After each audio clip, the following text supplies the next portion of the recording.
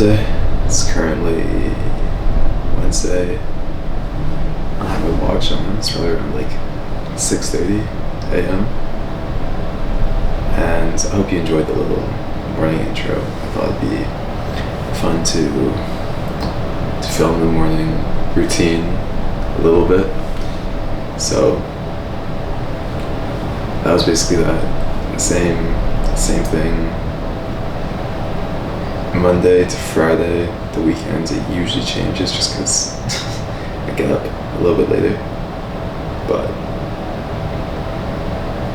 as for starting the vlog off today's gonna be a very, very long day. Very grateful for that. Or you know what? I can show you once I show you what it's gonna look like.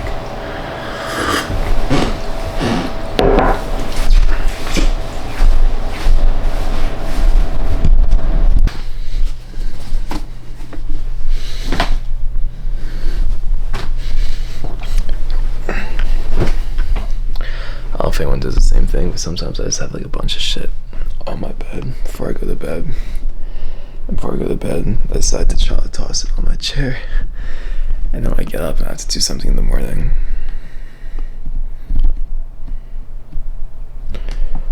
I have to do something in the morning.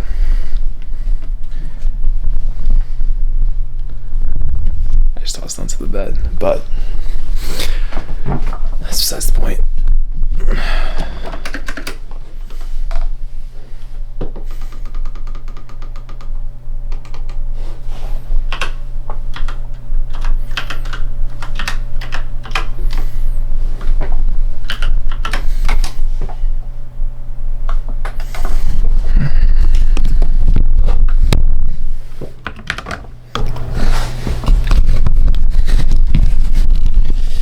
Get together and actually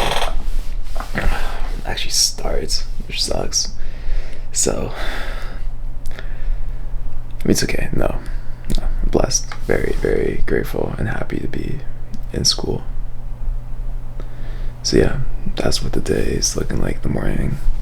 A little bit hectic, but once I get that lab done, the evening is a lot of time to work and digest and plan, so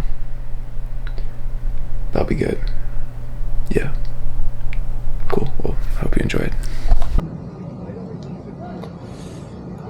Okay, quick check-in. It's currently, what time is it? It's 2:43. Personal training session finished up. Had 3 lectures. Skipped a couple of them to work, but that's okay. A spin class finished up, and I was supposed to have a lab right now, but turns out that's every other week, so we're not doing that. So plans were changed, but I think right now going to head home instead, regroup, recalibrate, and head out from there. Cheers.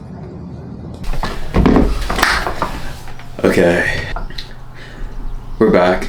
I kind of want to talk a little bit about burnout because right now I feel like I'm doing a lot of things, and I don't think that's egotistical to say it all. I feel like I'm trying to do a lot of things at once, and I'm spreading myself pretty thin by doing these things.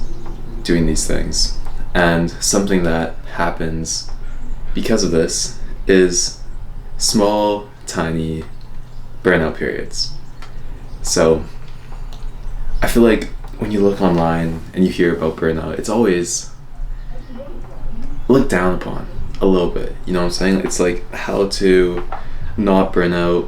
We associate burnout with these long, depressive states of time where we can't do anything because we are burned out and we no longer have the energy, the drive, or the motivation to keep going and keep pushing through. But something that's really changed in my perspective of burnout is It's the idea that it's just the body needing rest, body needing a break. We're all pushing ourselves in ways that are different. I'm sure we can't all understand what ways we're pushing ourselves, but we're pushing ourselves nonetheless. And when we're doing tasks, going throughout our day, our body expands energy. And when we go throughout the same tasks every day, doing the same things, our body finds a way to take this energy and reach a level of homeostasis where it's all equal. The energy expenditure completely meets our physical expenditure, and they meet in the little homeostasis, just films this middle ground. But that's all good until you start trying to do some things out of the norm, and you start trying to push yourself, and all of a sudden that little level of homeostasis breaks, and all of a sudden our energy expenditure is a little higher because our physical expenditure or intellectual or cognitive expenditure is a little higher as well. So when this happens, when you're reaching this peak, eventually it has to go back down, and we get these little burnout periods. And when you're burnt out, and even when I do, sometimes I always, I get a little mad at myself. I'm a little frustrated. I'm like, dude, what am I doing right now? I could be doing X, Y, and Z, but instead here I am, laying in bed, sleeping in. Here I am, brain dead on the couch. You know what I'm saying? So it's a way that you reframe it in your mind, right? It's a little like wishy-washy to say, but that's the way you frame it. If you frame it as like, okay, my body is just a little bit tired right now, I just need a break, and I'll be able to get back at it once my body recovers and rests, and I'll be ready to go. Then you're telling yourself that this isn't I'm not burnt out at the moment, I'm not depressed, I'm not lazy, and all these other micro terms we can grab from the void to pull and try and describe the state of feeling that we're in right now. We're just recovering and we're tired. So all in short, that's why I haven't filmed in the last couple of days, to go all the way back around and end up back here, is I hit one of these burnout periods. My body was really tired from everything that I've been doing, and I always notice this because I sleep in. Usually I'm a 7 to 8 hour sleeper. I'll go to bed around 9-10. I'll wake up around 5:30. But the days where I realize that my body needs to recover more, getting out of bed is the worst thing in the world. It's horrible. And I get up around 8-9 a.m.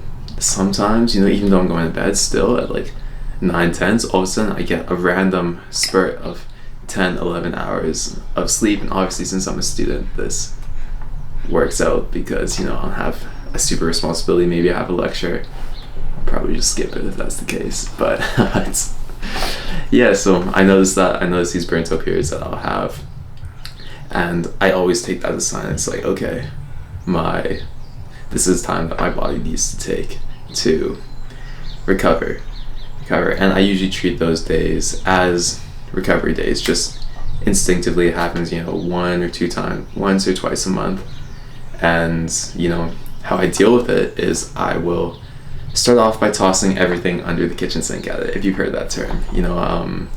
Really dialing my nutrition that day. So if I really start to feel it, first thing I do in the morning actually is I go downstairs and I drink a little bit of bone broth, just for nutrient overload.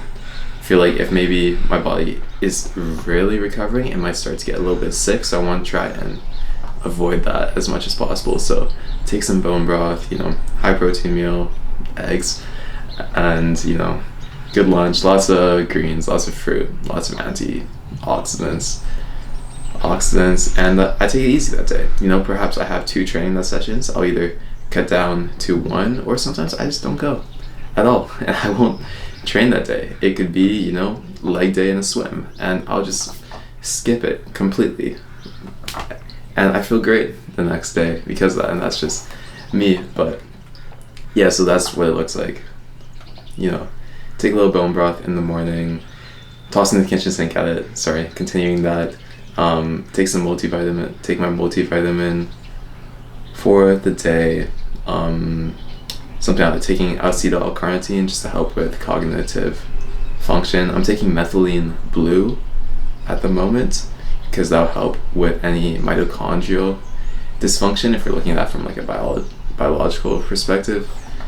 If so, just really trying to get any oxidative stress out of my body, really chill, really relax. And then apart from the physical side, you know, obviously I'm taking a few other things like creatine and blah blah blah blah blah, taurine, all that stuff.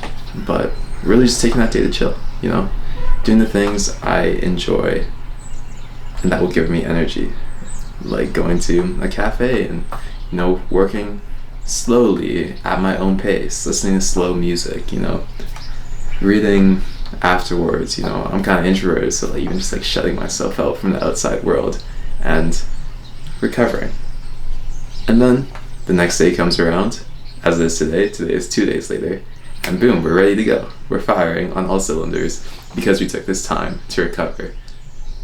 So here we are. I just wanted to come check in. I'm about to go for a quick little 13K run, and I don't know if this might be the end of the video. We'll see. Got a day ahead of me. So cheers guys. Hope you enjoyed that little sporadic, schizophrenic burnout speech. But cheers. Take care.